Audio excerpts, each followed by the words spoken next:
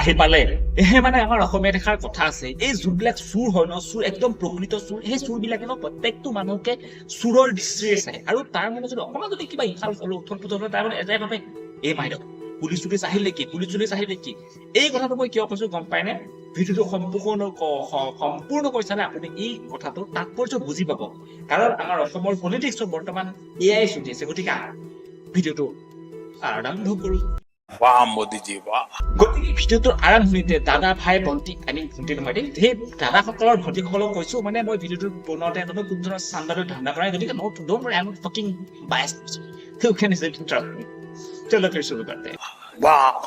এই মানে আপোনালোকে জানে নেকি অসমৰ হিমন্ত বিশ্ব শৰ্মা ডাঙৰীয়া ওৰফে আমাৰ অসমৰ ৰাজহুৱা মামা এই মামাৰ মানুহজন অকমান ডিপ্ৰেছন বিকল ঘটিছে কিয় জানেনে এই বানপানীৰ সুবিধা লৈ প্ৰায় দেশত 72 ইউটিউবাৰে ফাণ্ড ৰেইজ কৰিছিলে গতিকে আমি তাতো নজৰ ৰাখিছোঁ যেনেকৈ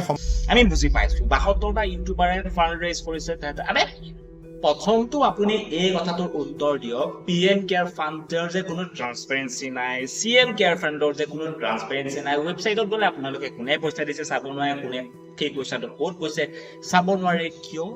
এই বানপানীৰ সুবিধা লৈ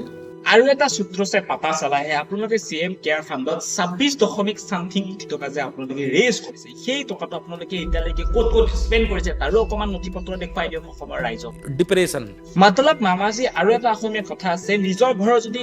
কাছেৰে বনোৱা হয় ন তো বেলেগৰ ঘৰত পথৰ মাৰিব নালাগে স্যাটেলাইট সিটি আমি কৰিব নোৱাৰো আদানী আম্বানীক যদি আমি মাতিব নোৱাৰো তে ৰুল কৰক ভাৰতবৰ্ষৰ কোনো ৰাজ্যত আদানী আম্বানী যাব নালাগে আদানী আম্বানীয়ে উৰিষ্যাত 10 লাখ 20 লাখ কোটি টকা খৰচ কৰিব তাৰ হাজাৰ হাজাৰ লৰাই উদ্যোগত চাকৰি পাব আৰু অসমৰ লৰাবিলাকে তাত চাকৰি কৰিব যাব আৰু মই শ্ৰদ্ধাঞ্জলি আঁচনিৰে তেওঁলোকৰ মৃতদেহ অসমলৈকে উভতাই আনি থাকিম ইয়া কি মুখ্যমন্ত্ৰী হিচাপে মই সেয়া কাম কৰিবৰ কাৰণে মুখ্যমন্ত্ৰী হৈছো নেকি I'm literally glad and fucking trying to fuck his say yaar Adani Ambani আহিলে আমাৰ অসমত হাজাৰ হাজাৰ কোটি টকা ৰেইজ হ'ব আহিব ইনফ্ৰাষ্ট্ৰাকচাৰ ডেভেলপ কৰিব পাব ইয়াৰ অসমৰ গোটেই নৱপ্ৰজন্ম অসমতে কাম কৰি থাকি পিনে লামটিলা বনাই দিব আনটিলা বনাই খান্তিলা বনাই what is this what a fucking brutal space yaar depression jokes apart আপোনালোকে অৰুণোদয় আঁচনিৰ নামত যদি 30,000 কোটি টকা যদি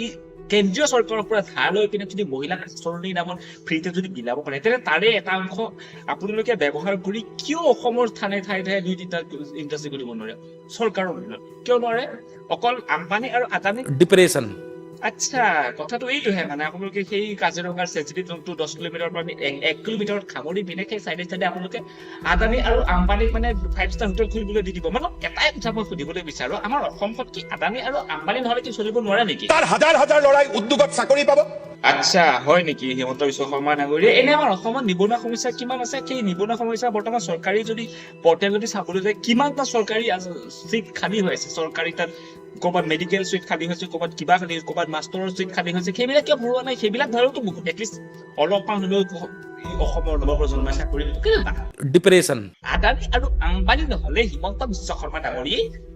কণীটো কৰিব নোৱাৰে আদানী আম্বানীক যদি আমি মাতিব নোৱাৰো মতলব এতিয়া আপোনাৰ মোটিভটো এতিয়াহে বুজি পাইছো আপুনি চেঞ্চিটিভ জোনটো কমাই পিনে তাৰ হাতী বন কাটি পিনে ক'ব এতিয়াতো হাতী থাকিবলৈ জেগা নাই গতিকে আমি হাতীকেইটা আম্বানীৰ বানপানীত আমি ট্ৰান্সপৰ্টেশ্যন কৰি দিওঁ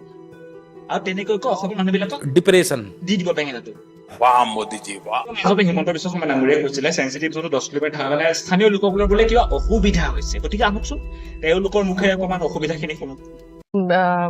আহিছিল নেকি হাতী বা বেলেগ জন্তু জন্তু আহে নেকি এইটো পথাৰত হাতী আহে হাতী ইয়াৰ পৰাও নামে আৰু এই বিল